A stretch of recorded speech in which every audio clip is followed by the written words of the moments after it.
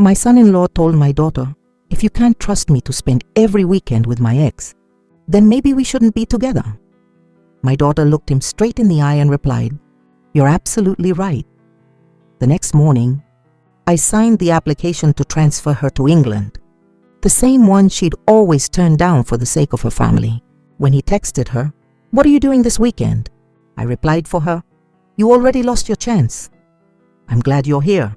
If you're watching this video, give it a like, subscribe to the channel, and tell me in the comments where you're listening to my revenge story from. I want to know how far it's traveled. It was late. I had just finished folding the old blanket on the sofa, and my hand was fumbling for the switch to turn off the last light in the living room. Everything was silent, except for the sound of the wind howling outside, as if it wanted to tear the whole world down. The rain hammered against the tin roof, a chilling rhythm that made me shiver. Suddenly, a series of frantic knocks on the door shattered the silence. I jumped, my heart pounding in my chest. Who could it be at this hour and in this storm? I quickly threw on a thin, worn-out robe and walked toward the door, my legs trembling. 1,000 things ran through my head. A neighbor needing help, or maybe just some kids playing a prank. But as soon as I opened the door, all my thoughts vanished. It was Valerie, my daughter. She was just standing there soaking wet, completely drenched, with her long black hair plastered to her face and her thin shoulders shaking uncontrollably. She was clutching her belly where my unborn grandson was growing every day.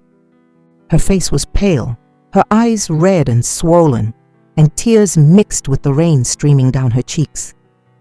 She let out a sob, and her ice-cold fingers grabbed onto my clothes, as if I were the last life raft in the world. Mommy? Her voice broke, barely a whisper that crushed my heart. Valerie, honey, what's wrong? Get inside now! I pulled her in, terrified, and slammed the door shut to keep the cold air out. My small living room suddenly became a shelter in the middle of the storm. I sat her down on the sofa and clumsily pulled a dry towel from the closet and wrapped it around her. Stay right here. I'll get you some warm water. I practically yelled, not out of anger, but from the fear that was eating me up inside. My daughter, the little girl I had cared for my whole life, was now trembling, as fragile as a baby bird that had fallen from its nest. I ran to the kitchen, flipped on the light, and hastily grabbed a thick sweater and a glass of warm water. When I came back, Valerie was still sitting there, her head bowed, her hands resting on her belly as if trying to shield her baby from the pain she was feeling. I knelt in front of her and started drying her soaking hair. Every drop of rain that hit the floor felt like a knife twisting in my chest. Honey, tell me what happened, I urged, trying to keep my voice calm, even though I was screaming on the inside. Valerie lifted her face, her eyes filled with tears, and her voice hitched between sobs. Julian, he left me alone. He said Diego, his son, is scared of the thunder. And he went to Marcela's house. She paused, taking a deep breath as if she needed courage to continue. I called him, Mom. I called him over and over, but he didn't answer. I just sat there in the dark, with the storm raging, and I got scared. I was so scared something would happen to this baby. Her voice broke completely, and she buried her face in my shoulder, her tears soaking my shirt. I held her tight, feeling like my world was falling apart. Julian, the son-in-law I had trusted, the one I thought would take care of my daughter, had abandoned her in the middle of a storm, pregnant with his child. All for his own son, all for the ex-wife he never stopped talking about. I felt a sharp pain, but I couldn't let Valerie see me like this. I tucked the blanket around her, trying to warm her up, though I was trembling myself with rage and helplessness. Don't you worry, sweetie. You're here with me now. I'm not going to let you suffer alone, I whispered, even though I knew that promise couldn't ease the pain she was carrying. Valerie curled up in my arms and cried until she was exhausted. She whispered, her voice so faint it seemed about to disappear. Mom, if something happens to my baby tonight, we'll have no one. That sentence was like a hammer blow straight to my heart. I, a mother who had already lived more than half her life, who had seen so much suffering, had never felt as useless as I did in that moment. All I could do was hold her tighter, hoping my warmth would seep into her, chasing away the cold of the night and the fear in her heart. I didn't sleep a wink that night. Once Valerie finally fell asleep on the sofa, I tiptoed down to the kitchen and put a pot on to make some ginger tea. The spicy aroma of the ginger filled the air, but it couldn't get rid of the chill I felt deep inside. I stood by the stove, watching the flame flicker, my mind filled with images of my daughter, the baby I had raised since she was just a tiny thing, now suffering a pain I couldn't take away. I thought about Julian, about how he had so casually abandoned his wife, about his ex-wife whom he always put first. My stomach turned, not just from the anger I felt toward him, but from the pity I felt for Valerie, my naive girl who had given all her trust to someone who didn't deserve it. The next morning I woke up early, my eyes burning from lack of sleep. I saw Valerie still fast asleep on the sofa, covered up to her head, and I felt my heart ache with a mix of tenderness and pain. She looked so small and fragile, as if a single gust of wind could carry her away. I went to the kitchen quietly and made her a cup of hot ginger tea. The spicy scent wafted up, and I hoped it would warm her body and her broken soul. "You rest, honey. I'll take care of things," I whispered, though I knew she couldn't hear me. I left the mug beside her, stroked her messy hair, and stood up, a heavy resolve in my heart. I put on my old raincoat, grabbed my purse, and walked out. The street was still soaked, and the puddles reflected a gray sky. I walked straight to Valerie and her husband's house, each step feeling like another stone on my chest. I didn't know what I was going to say to Julian, but I knew I had to confront him. For my daughter, for my unborn grandchild, I couldn't just let this go. Their house was at the end of the street, small but tidy, the place where I had hoped Valerie would build a home. I knocked on the door, not too hard, but loud enough for the sound to echo in the silence. Julian opened it. His shirt was wrinkled, a coffee mug in his hand, and his expression was completely calm.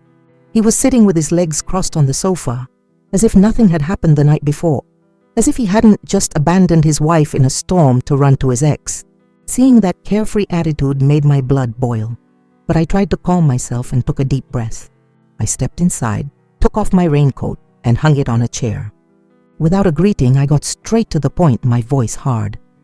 "Julian, why did you leave Valerie, your wife, who is carrying your child, alone in the middle of a storm to go to Marcella's house?" I stared him straight in the eye, waiting for an explanation or at least a hint of remorse. He took a slow sip of his coffee, as if trying to drag out the moment. Then he answered, his voice so cold it was cruel. "I was with her all week. The weekend is my time with Diego and Marcela. It's my responsibility, you understand. I can't say no." He said it like it was the most obvious thing in the world, as if abandoning a pregnant wife in a storm was of no importance. I felt a lump in my throat and anger burned in my chest. But I held it in and said, articulating each word as if I were carving it into the air, "A husband's responsibility is to be with his wife, especially when she's carrying your blood in her womb. Valerie needs you, Julian. The baby needs you.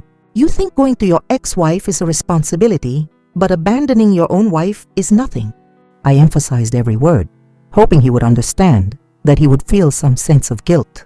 But Julian just smirked, with that arrogant look I knew so well. He tilted his head and started to raise his voice, challenging me.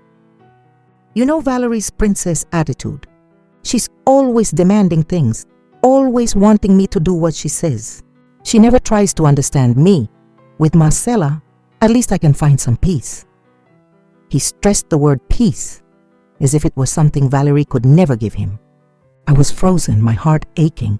How dare he talk about my daughter like that, as if Valerie were a burden, as if she didn't deserve to be loved? I wanted to scream at him, to slap him so he'd snap out of it, but I knew that would only make things worse. I took a deep breath, trying to lower my voice, but my words came out sharp. "Nobody is telling you not to care about your son, Julian. But being all sneaky and irresponsible with your ex and abandoning your pregnant wife, that's not acceptable. Do you understand that?" He waved his hand dismissively, a gesture full of contempt, as if my words weren't worth his time. "Are you done? I have things to do." He got up and went into his room, leaving me standing there in the middle of that cold living room. The door shut, and I knew the conversation was over without him changing one bit. I left that house in silence, my heart as heavy as a stone. The walk back felt longer, each step sinking me deeper into helplessness. I had hoped to get through to Julian, to make him see his mistake, but all I found was a wall of ice. He had not only abandoned Valerie, but he had belittled the love and trust my girl had placed in him.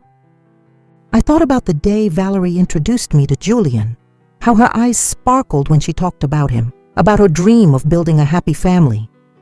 Now all of that was shattered. When I got home, Valerie was already awake. She was sitting on the sofa, her eyes swollen from crying. She saw me and her gaze filled with hope, but also with anguish. She ran to hug me, her voice pleading, "Mom, did he listen? Did he say anything?" Hearing her, I just wanted to hold her and cry with her. But I couldn't show weakness, not now. I sat her down, took her hands, and tried to keep my voice steady. "I spoke with Julian, but he doesn't want to understand, sweetie. He said the weekend is his time with his son and Marcella. He said you demand too much, that you don't understand him." I paused, looking at Valerie's red eyes, and felt a sharp pain. I tried, but I can't make him change. Valerie burst into tears, the tears rolling down her cheeks. She clung to my hand as if she were drowning. "Mom, I don't want this family to fall apart. I don't want this baby to grow up without a father. Help me make him stay, okay?" Her voice trembled, full of desperation, and I just wanted to hug her and promise her everything would be okay. But I knew that promise wasn't easy to keep. I nodded and stroked her messy hair. "I'll try, Valerie. I'll find a way to talk to him again. But you have to be strong too. You can't always depend on someone who doesn't see you as his priority." I paused and looked her in the eyes. "And you, honey, I know you love Julian, but you need to change too. Your princess attitude, the times you're too demanding, maybe that wears him out too. Try to change for the baby you're carrying, will you?" Valerie wiped her tears and gave a small nod. "I know, Mom, I'll try. For my son, I'll do whatever it takes." Seeing that determined look mixed with pain, I knew she was fighting with all her might to save her family. The next morning, I got up early and went to the kitchen in silence. I took out the chicken I'd set aside the day before to make some broth. The smell of herbs and rice filled the house, but I felt no comfort. I just wanted to do something for Valerie, to give her a little strength, physically and mentally, after everything she'd been through. I carefully ladled the broth into a bowl, packed it up securely, and took it to her house, hoping that a little bit of her mother's care would lift her spirits. When I arrived, Valerie was sitting at the table in her cramped kitchen. Her eyes were still swollen and red, as if she hadn't slept all night. She looked at me and tried to smile, a weak smile that I knew wasn't real. I placed the bowl of broth in front of her and said gently, "Eat, honey. I was up all morning making this. You need to eat well for you and for the baby." Valerie nodded and picked up the spoon, but every spoonful she brought to her mouth was slow, as if she was swallowing her pain along with it. I noticed her hand, without her realizing it, was resting on her belly, her fingers stroking it gently, as if she wanted to protect that little creature, and at the same time, calm herself. Seeing that gesture twisted my heart. I knew Valerie was trying, but fear and insecurity were still haunting her. When she finished eating, she put the bowl down and looked at me with a mix of determination and anguish. "Mom, I want to have another serious talk with Julian. Maybe if I tell him clearly how I feel, he'll understand." Her voice was trembling, but I saw the firmness in it. I wanted to stop her, to tell her not to expect much from someone like Julian, but I didn't have the heart. I just nodded and squeezed her hand tightly. "Okay, sweetie, but remember, no matter what happens, you call me right away. You hear me?" Valerie nodded and gave me a tight hug before I got up. Watching her from behind, I could only pray that she would be strong enough to face what was coming. Just a few days later, I was cleaning the house when the doorbell rang. I knew immediately it was Valerie. I opened the door and saw her standing there, her face pale and her eyes red again. The moment she sat on the couch, she broke down, her sobs shattering the silence of the house. Mom, he's still the same. Julian hasn't changed at all. She curled up in my arms, her shoulders shaking. I held her, feeling her pain with every sob. Tell me, sweetie, what happened? I asked, trying to stay calm, though a storm was raging inside me. Valerie took a deep breath, wiped her tears, and began to tell me, her voice choked with emotion. I tried to talk to him, Mom. I apologized for the times I'm demanding. I promised him I would change.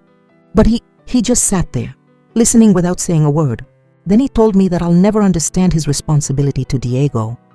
He even compared me to Marcella, saying she's sweeter, more understanding. Valerie stopped and bit her lip, as if just remembering it made her heart bleed. Mom, I did everything I could, but he wouldn't even look at me. I wrapped my arms around her trembling shoulders, my heart in pieces. I wanted to scream, to run to Julian's house and drag him out to confront him, but I knew it wouldn't change anything. Instead, I stroked her hair and said very slowly, Valerie, I know you're trying, but to keep a marriage together, the effort has to come from both sides. Learn to control your temper, to be less dramatic, and not to make pointless demands. Not for Julian, but for you and your baby. I paused and looked her in the eyes, but also remember that happiness can't come from just one side. If Julian doesn't value you, then you have to learn to value yourself. Valerie nodded through her sobs, her voice barely a whisper but full of determination. I know, Mom, for my son I'll try. Hearing her, I felt a mix of pride and pity. I knew Valerie was fighting, not just against Julian, but against herself, against the habits and the personality she once thought were harmless. From that day on, I saw my daughter truly change. Valerie started learning to cook the dishes Julian liked, even though her clumsy hands burned the pan more than once. I remember one afternoon she called me excited. Mom, I finally made the BBQ ribs he likes. They're a little burnt, but I'm going to try again. I laughed, but inside, I felt a pang of pain. My girl was trying so hard just to hold on to a man who, I knew, maybe didn't deserve her anymore. Valerie also stopped buying clothes impulsively like she used to. Instead, she saved the money to buy things for the baby. Tiny onesies, soft little shoes she picked out with infinite care. Every time I saw her sitting there, folding baby clothes with a look full of hope, I felt both happy and worried. Happy because my girl was maturing, but worried because I feared all her efforts would only be met with Julian's indifference. She even started calling her husband often to see how he was. Though the responses she got were almost always short and superficial. I'm tired. Let's talk tomorrow. I'm busy, Valerie. Every time she told me, I just wanted to take her hand and tell her she deserved someone better. But I couldn't. I knew Valerie had to realize it for herself. One evening, I stopped by their house, bringing a flan I had made myself. Valerie greeted me with a radiant smile and pulled me into the kitchen to show off. Mom, I made a special dinner for Julian tonight. I made a black chicken soup with herbs, one he once said he loved. I saw the table set with care, the aroma of the soup filling the small kitchen. Valerie looked glowing, as if a single bite from Julian would be enough to make her happy. But when Julian arrived, everything fell apart. He walked in with a wrinkled shirt and a serious face. He barely nodded a hello to me, sat at the table, and picked at his food out of obligation. I'm tired, he said, his voice flat, emotionless. Then he got up and went to the bedroom, leaving Valerie standing there, her eyes on the verge of tears. My girl bit her lip, trying to swallow her tears, but I knew her heart was breaking. I sat next to her and rubbed her back in silence, a gesture that needed no words. Several weeks had passed since I'd watched Valerie try her hardest to save her marriage, but the darkness in my heart only grew heavier. One morning, while I was shredding some vegetables in the kitchen, the doorbell rang, a faint but desperate sound. I knew immediately it was Valerie. I opened the door and saw her there, her face so pale it looked drained of blood, her eyes red and watery. She came in, collapsed onto the couch, and like a dam breaking, she burst into tears. Mom, he's pushing me further away every day. Her voice trailed off, choked by sobs. Julian says I'll never be like Marcella, that she's sweet, understanding, and has her own career, and that I'm just useless to him. Hearing those words felt like a vice squeezing my heart. I wanted to hold her tight, to scream at her that she deserved so much better. But I knew that right then, Valerie just needed support. Silently, I poured her a glass of warm water and placed it in her hands, not daring to say anything else for fear of deepening her pain. Valerie clung to the glass as if it were the only thing keeping her afloat. I sat beside her and put a hand on her shoulder, trying to pass some warmth to her, though I was also trembling with rage and helplessness. "Rest for a bit, and then you can tell me everything calmly," I said, my voice soft. But inside me, a storm was brewing. That afternoon, I decided to go to the grocery store to buy some food, hoping that keeping busy would help me forget my worries about Valerie for a little while. But as soon as I entered our usual store, Mrs. Campos, a friend I'd known forever, pulled me into a corner, her expression worried. She leaned in and whispered, as if afraid someone would hear, "Hey, Sarah, I just saw that Julian of yours with that Marcella woman at a bar downtown. They were all over each other, real cozy, like no one else was around." Her voice was low, but every word was a stab straight to my heart. I froze, clutching my basket, trying to stay calm so I wouldn't drop everything. I was barely processing what she'd told me when Mrs. Patterson, my neighbor, joined the conversation, her tone excited as if she were sharing any old piece of gossip. "And last week I saw them holding hands walking through the park. They looked like a happy married couple. Sarah, really?" She laughed, but her laughter felt like a slap in the face. I barely managed to force a smile, mumbled some excuse, and rushed home with my groceries. My hands and feet were cold and my head was spinning. Julian, the son-in-law I had tried to trust, dared to parade around with his ex-wife in plain sight, while my daughter was killing herself trying to hold on to him. On the way home, it started to drizzle, the small drops pattering on my umbrella. I kept walking, but my mind was a mess. What should I do? Should I tell Valerie the truth? She was pregnant, and her spirits were already as fragile as a thread. I was afraid this blow would shatter her, but if I didn't tell her, I would be letting her live a lie, letting her keep hoping for something from a man who didn't deserve her. Each step felt heavier, as if the whole world was crushing me. When I got home, I hung the basket on its hook, my hands still trembling. I sank onto the couch, trying to sort through my thoughts.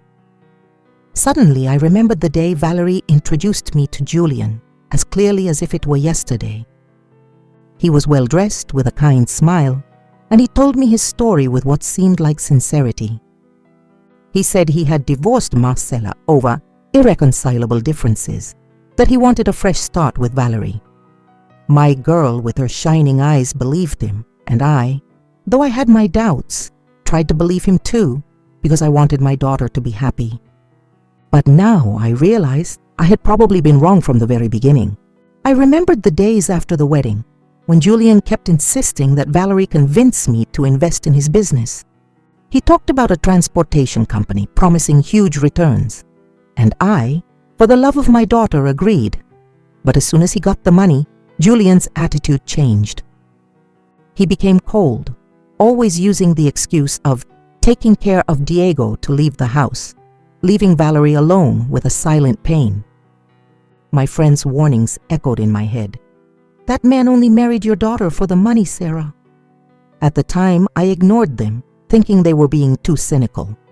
But now, I couldn't deny the truth. Julian had never truly loved Valerie. I sighed, rubbing my forehead, trying to wipe away the exhaustion and helplessness. Had I been wrong to trust him? Had I let my own daughter fall into a trap that I had helped build? I sat there, my mind blank, until the phone rang, breaking the chaos of my thoughts. "It was Valerie," I answered, my heart pounding, afraid she was about to give me more bad news. But Valerie's voice on the other end sounded a little cheerful, which was rare these days. "Mom, Julian just said he wants to organize a family dinner tomorrow to reconnect. I think maybe he wants to change."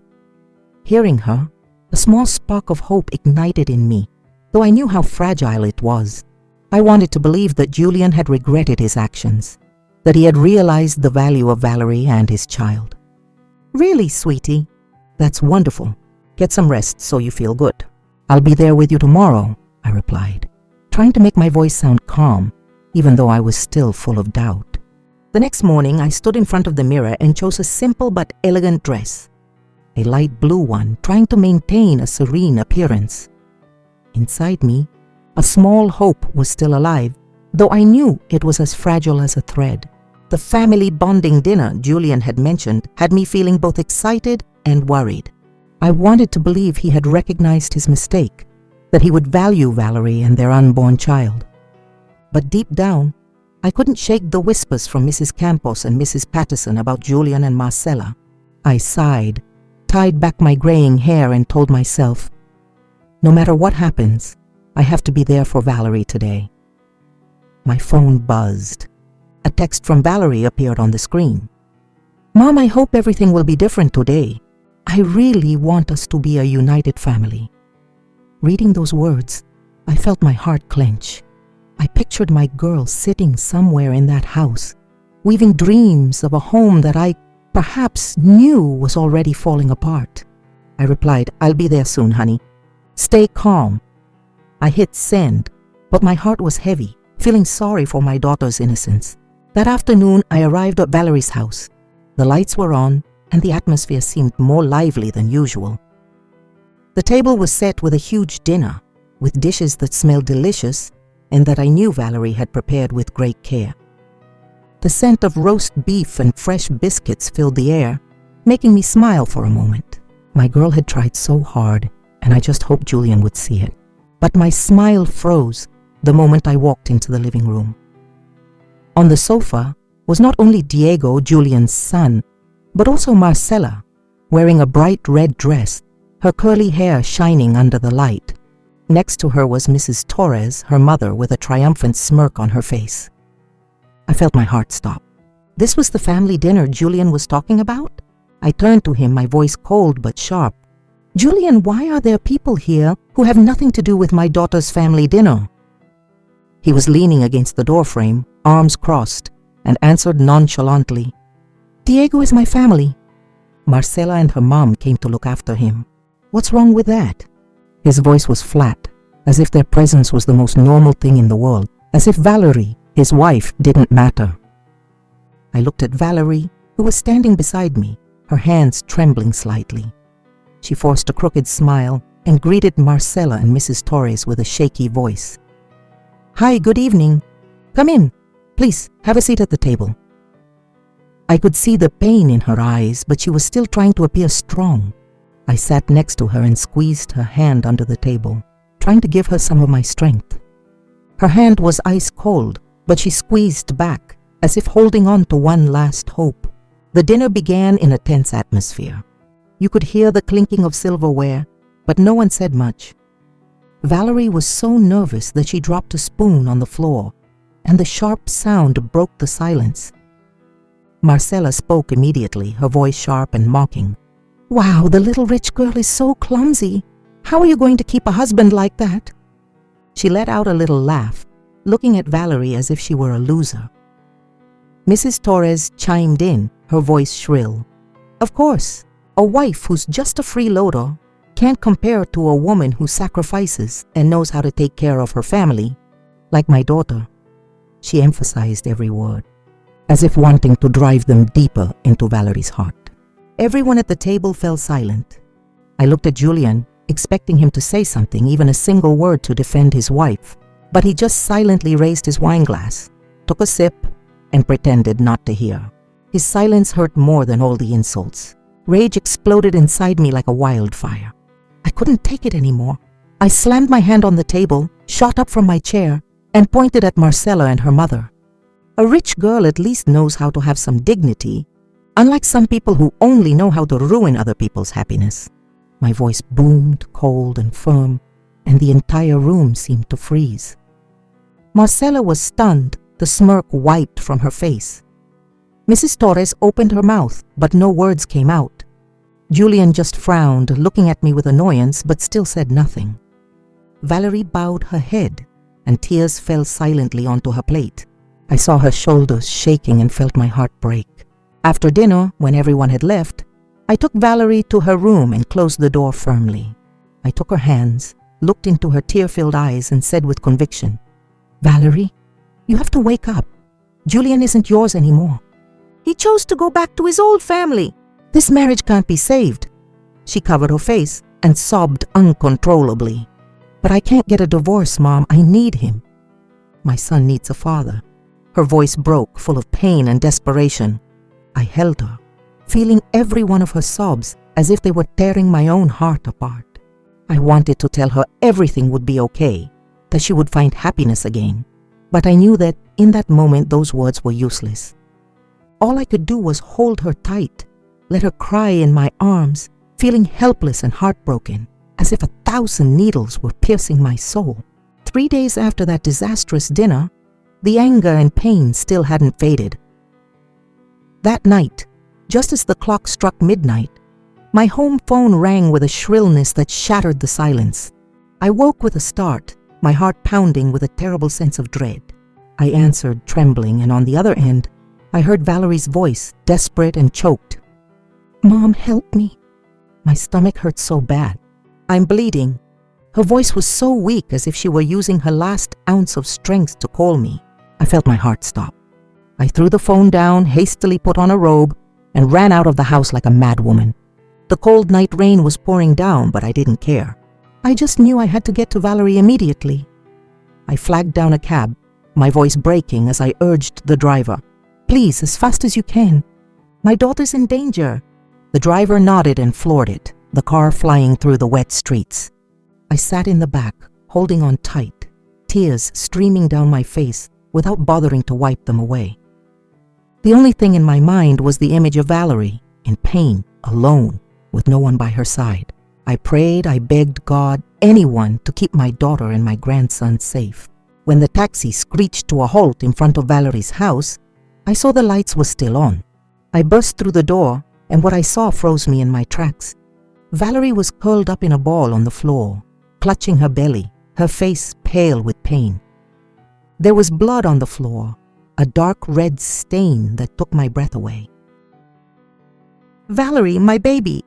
I ran to her, knelt beside her, and tried to lift her. Her hands were ice cold and they clung to me, her nails digging into my skin. "Mom, it hurts so much. I'm scared," she whispered, her voice barely audible. Desperate, I helped her into the car, crying and shouting at the driver, "Quick! To the hospital now!" The entire way, Valerie moaned in pain, her hand squeezing mine so tightly it left red marks. I held her, trying to comfort her, even though I was shaking with fear myself. "Hang on, sweetie, I'm right here with you. Everything's going to be okay," I repeated over and over, though deep down, I knew those words couldn't ease the pain she was suffering. When we got to the hospital, nurses rushed out and wheeled Valerie into the emergency room. I was left outside in the hallway, soaked and chilled to the bone. The rain had seeped through my clothes, but that cold was nothing compared to the fear constricting my heart. I paced back and forth, my hands clasped, trying to pray, but my mind was blank. Every minute felt like an eternity, and I just wanted to go into that room to be with my daughter. Almost an hour later, the ER door opened. The doctor walked over, his face weary, and slowly shook his head. "Mrs. Davis, I'm so sorry. We did everything we could, but we couldn't save the baby." Those words were like a sledgehammer to my chest. My legs gave out and I collapsed into one of the waiting room chairs, covering my face with my hands. It couldn't be. My little grandson, Valerie's last hope, was gone. I wanted to scream, to cry, but a lump in my throat wouldn't let me. They wheeled Valerie out on a gurney, her face streaked with tears and her eyes empty, as if she had lost her soul. She looked at me and sobbed, "Mom, I lost my baby." I rushed to her and held her tight, letting her fall apart in my arms. Valerie cried until she fell asleep from exhaustion, and I just sat there, holding her, tears streaming down my own cheeks. I felt like my world had collapsed, like I had failed to protect my own daughter. That night, while Valerie slept in the hospital bed, I grabbed the phone and called Julian dozens of times. I wanted him to know what had happened. I wanted him to face the consequences of his irresponsibility. But all I heard on the other end was the ringing tone over and over. He didn't pick up. I called him relentlessly, my hands shaking with rage, but there was no answer. Julian's silence was like another stab wound sinking deep into my heart. The next morning, just as I was about to call him again, my phone buzzed. It was a text from Mrs. Campos. I opened it, and the photo that appeared sent a chill down my spine. Julian was standing on a beach, smiling from ear to ear next to Marcela and Diego. They looked like a happy, carefree family. The caption under the photo was the final blow. "Family is everything." I gripped the phone, trembling with rage. While Valerie was suffering the loss of her child, Julian was having fun with his ex-wife, as if my daughter didn't exist. A flame of hatred and contempt ignited inside me, stronger than ever before. I looked at Valerie, lying motionless in the hospital bed, and I swore to myself, I would never put up with this again. 3 days after Valerie left the hospital, I brought her back to the house that was once her home. The sun was beating down, a brilliant light that seemed to want to scorch everything, but it couldn't warm my heart. I helped Valerie walk, step by step, as if each movement was an effort to overcome the pain. Her belly was empty now, with no trace of the life she had so carefully nurtured.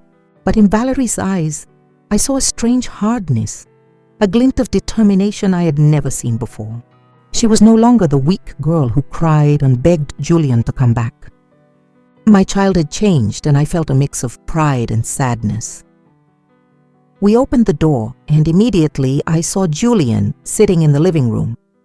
He was wearing a neatly pressed shirt, a coffee mug in his hand, and a face as cold as if no tragedy had occurred. At the sight of him, I felt my blood boil, but I held myself back, squeezing Valerie's hand to stay calm. I didn't want my daughter to witness another fight. But Valerie, unlike before, didn't wait for him to speak. She walked closer, her back straight, and looked him directly in the eyes, her voice no longer trembling, just filled with a cold resolve.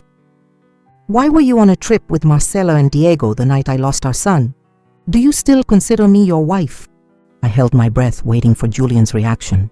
He smirked, set his coffee mug down on the table with a light touch, as if Valerie's question didn't bother him in the slightest.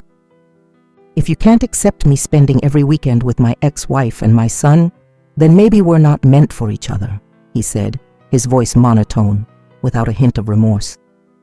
Those words were like a knife, but this time, they didn't make Valerie break down. I looked at her expecting the tears, the pleas from before.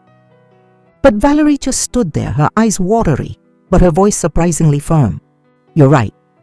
Julian was stunned, his coffee mug frozen halfway to his lips. He stared at Valerie as if he couldn't believe what he was hearing. But my girl didn't give him time to react. She took my hand and pulled me toward the door, walking with more confidence than ever before. Before we left that house, I turned around and looked Julian straight in the eye, my voice clear and sharp. "You've lost everything, Julian. Not just Valerie, but your dignity too." He just sat there, mute, unable to say a word. Valerie and I left, leaving him alone in that cold house where the pieces of his marriage lay scattered on the floor. That night, I lay down next to Valerie, just like when she was a little girl, and I would hold her to chase away her nightmares. She was hugging a pillow tightly, her voice choked but full of determination. "Mom, I don't want to live like this anymore." I turned down the opportunity to work in England for Julian because I thought he needed me. But now I realize I don't want to be useless. I'm going to take the job. I want to start over. Hearing those words, I felt both pain and pride. My Valerie, despite having lost so much, was finding a way to get back up. I squeezed her hand and kissed her warm forehead. "I support you, Valerie. Wherever you go, I'll always be right behind you." The next morning, sunlight streamed through the curtains, painting warm stripes of light on the floor. I woke up with a rare sense of relief, as if a heavy weight had been lifted off my shoulders. Valerie was up early too, and when I walked into the living room, I saw her sitting at the table, a neatly organized folder of documents in front of her. She looked up at me, her expression firm, though it still held a trace of pain. "Mom, this is the family authorization for the work trip to England," Valerie said, her voice soft but steady. She pushed the paper toward me. "Please sign it. This time, I'm not looking back." I looked into her eyes and saw a determination I had never seen before. Without hesitating, I took the pen and signed the paper, my handwriting shaky but firm. "You're doing the right thing, Valerie," I said, my voice hoarse with emotion. "This is your chance to start over, to live for yourself." Valerie smiled, a sad but hopeful smile. I knew she wasn't just leaving Julian, but also the weaker version of herself. We started packing her things for a new beginning. We sat together in her small room, folding each piece of clothing with care, arranging them in the blue suitcase she'd had since college. Every blouse, every object seemed to carry a story, a memory, but Valerie folded them with a gentleness that felt like closing an old chapter to open a new one. She picked out several finance books, those thick books I knew she was passionate about before Julian came into her life. "I want to go back to studying, Mom," she said, a spark in her eye. "In England, I'll have the chance to work with the best. I want to prove I'm not useless." Hearing her, I felt both pride and pity. Silently, I took out some boxes of vitamins and her usual ginger teas and tucked them into a corner of the suitcase. "No matter where you go, you have to take care of yourself," I warned, my tone serious but full of love. "And don't you ever let anyone look down on you again, Valerie. You deserve the best." She nodded, hugged me tight, and I felt her warmth, as if she were telling me she wouldn't let me down. That afternoon, while I was helping her review her paperwork, her phone lit up. A text from Julian appeared on the screen. "Are you free this weekend? I know a new restaurant. Want to go to dinner?" I read those words and the anger surged back. Did he think that after everything that had happened, after abandoning her the night she lost their child, after parading around happily with Marcella, he could just act like nothing was wrong? Valerie was in the bathroom and I picked up the phone, hesitating for only a second. Then I typed a short, sharp reply. "You're out of chances." I hit send, feeling a weight lift off me. An hour later, the doorbell rang insistently. I knew immediately it was Julian. He stormed in like a whirlwind, his face contorted and his shirt wrinkled, as if he had run all the way here. "What does that message mean? Where's Valerie?" he growled, his eyes bloodshot. I stood my ground, looking at him with a contempt I didn't bother to hide. But before I could answer, Valerie came out of her room, a stack of papers in her hand. She looked him straight in the eye, her voice calm but sharp. "This is the divorce petition. In a few days, I'm leaving for England. You no longer have any claim on my life." Julian snatched the papers from her, his eyes wide, as if he couldn't believe what was happening. "Are you kidding me, Valerie? What do you think you're going to do in England? You can't live without me," he practically shouted, but Valerie didn't flinch. She stood tall, her eyes watery but her voice firm. "You'd better get used to being alone, Julian, because the family you chose doesn't include me." That sentence was like a dagger, sharp and direct, that made Julian stumble back, stunned. I stepped forward, took Valerie's hand, and stood in front of her like a shield. "Leave, Julian," I said, my voice as cold as ice. "You have no place in my daughter's life anymore." He looked at us, his eyes empty, and walked out the door, staggering, without another word. The door closed, and I felt a painful chapter in Valerie's life had officially ended. That night we sat together, packing and talking. Valerie pulled out an old sweater and smiled. "Remember this sweater, Mom? You knitted it for me when I was in college. I'm going to take it with me so when I get cold, I'll remember you." I smiled as tears fell silently. We laughed and cried at the same time, as if we were saying goodbye to the past to welcome a new future. For the first time in months, I saw a real smile on my daughter's face, a smile without effort, without pain. After that final confrontation, Julian seemed to disappear from our lives. The house that was once Valerie's home was now just a blurry memory, and I tried not to think about him anymore. I wanted to focus on Valerie, on the days ahead, as she prepared for her new journey. But deep inside me, there was a part that couldn't heal, not from regret, but from the anger over everything my daughter had suffered. My friends told me that Julian threw himself into work like a madman, trying to save the investment project that he once promised would yield huge profits. He was running around everywhere, meeting with partners, making non-stop calls, as if clinging to one last hope to maintain his status. But I didn't care in the slightest. He had dug his own grave, and I didn't have an ounce of sympathy left for him.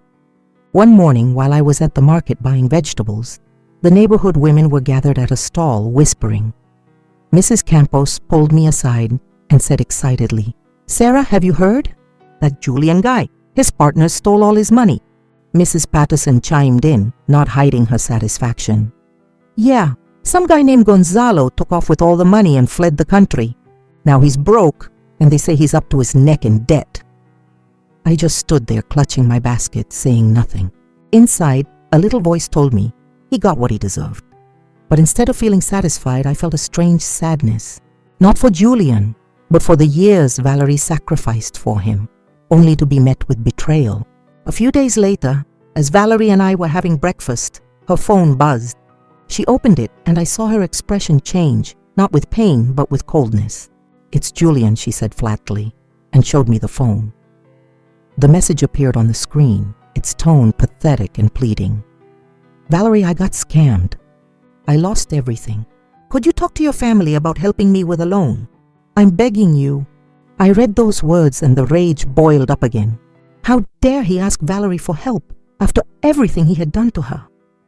After abandoning her on the most painful night of her life, Valerie just smirked, a faint smile full of contempt. Without a word, she deleted the message and put the phone down on the table. "He's not even worth thinking about anymore, Mom," she said, her voice calm but firm. I took her hand, proud of her strength but also sad, because I knew that to achieve that strength, my girl had paid with far too many tears. Shortly after, I was scrolling through social media and came across a photo that was making the rounds in the neighborhood. It was Marcela, holding Diego's hand, dragging a suitcase as she left Julian's apartment. He was sitting on the steps, head bowed, looking completely defeated. The caption with the photo read, "When everyone abandons you."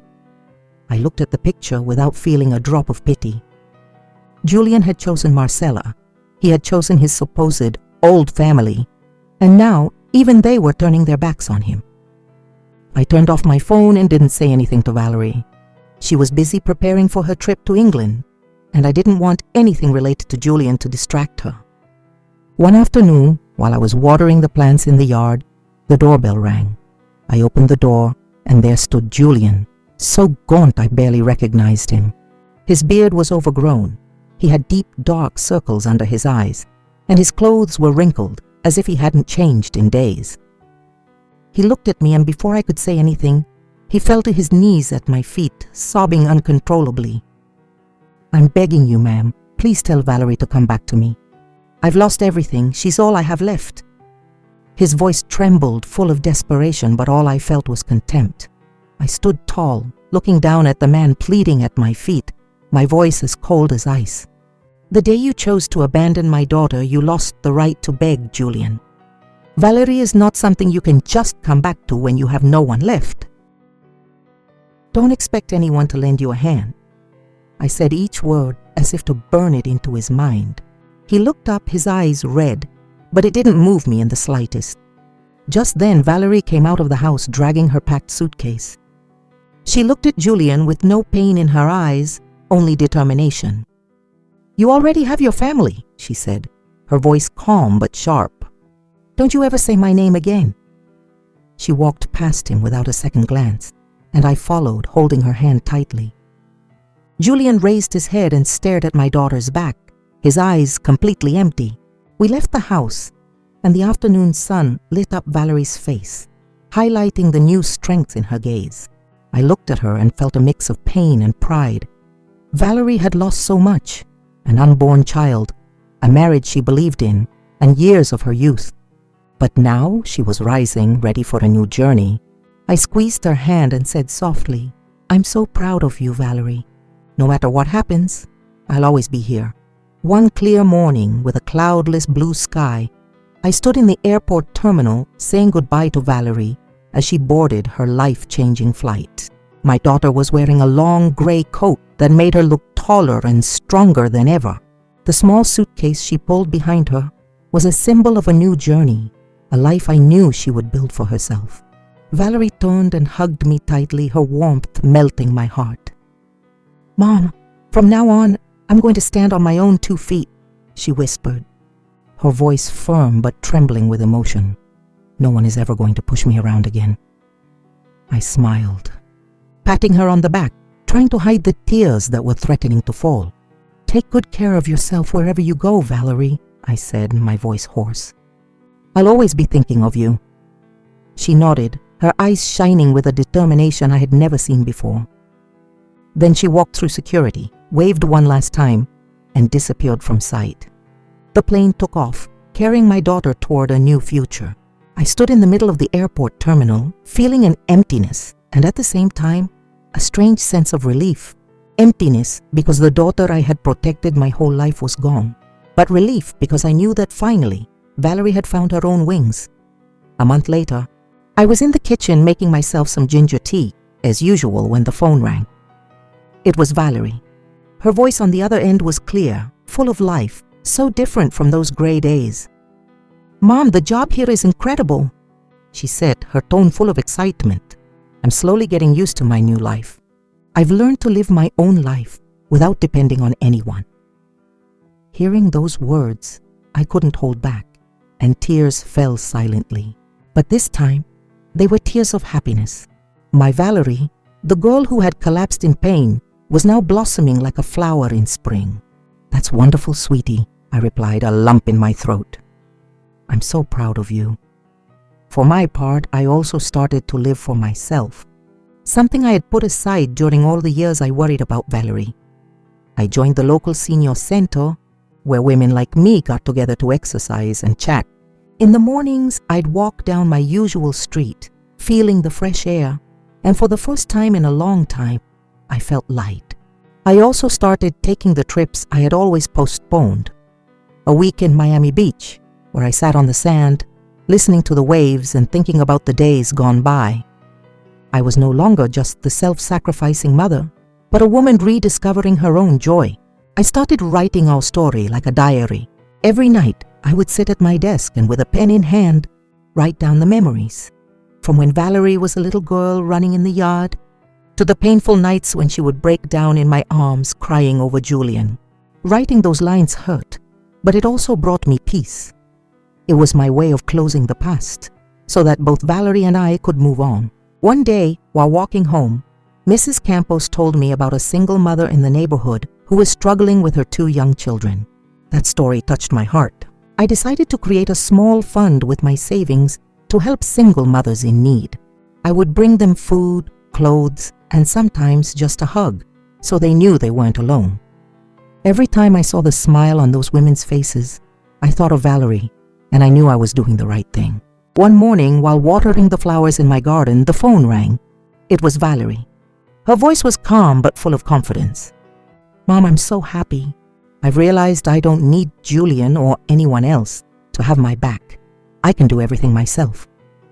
Hearing those words, I looked up at the blue sky and smiled gently. "You're right, my love," I replied. "A good mother isn't the one who keeps her children in her arms forever, but the one who gives them wings to fly free." Our story ends in peace. Valerie found her own sky, a place where she can dream freely, live as she wants. And I, too, found joy in my life. In the mornings, watering flowers, in distant travels, and in small acts of helping others. Julian, I've heard that people still see him wandering the streets, broke and alone. He lives in a small apartment, without the shine of his arrogant days. That is the price he paid for choosing the wrong definition of the word family. But I don't care anymore. He has become a part of the past, a costly lesson for Valerie and for me. With each passing day, I value my daughter's strength more and more. Valerie often sends me pictures, sometimes standing in front of an office building in London, other times sitting by the River Thames with a coffee. Each photo is proof that she is living, breathing, and being happy. And I, though thousands of miles away, still feel her warmth through our calls and messages. One afternoon, as I sat in the garden enjoying my ginger tea, I thought about our journey. We had been through storms. We had lost so much. but we had also found ourselves in strength and love. Valerie had flown far, and I knew I had fulfilled my role as a mother. I looked at the sky, smiled, and whispered to myself, "We made it. Valerie, we found peace." I have been through all this pain with my daughter, and I've realized one thing. No one has the right to define your happiness for you, and no one can take away your true worth if you don't let them. Love cannot be built on lies and betrayal, just as blind sacrifice only makes you lose yourself. I truly want to say this to you, who has followed my story to this point. Value yourself, have the courage to let go of what no longer deserves you, and trust that after the storm, you can always find peace with your own wings of freedom. The story you have just heard has had names and locations changed to protect the identities of the people involved. We don't tell this to judge, but in the hope that someone will listen and stop to reflect. How many mothers are suffering in silence within their own homes? I truly wonder, if you were in my place, what would you do? Would you choose to stay silent to keep the peace? Or would you dare to confront it all to reclaim your voice? I want to know your opinion, because every story is like a candle that can light the way for someone else. God always blesses, and I am convinced that courage leads us to better days. Meanwhile, on the end screen, I'm leaving you 2 of the channel's most beloved stories. I'm sure they will surprise you. Thank you for staying with me until this moment.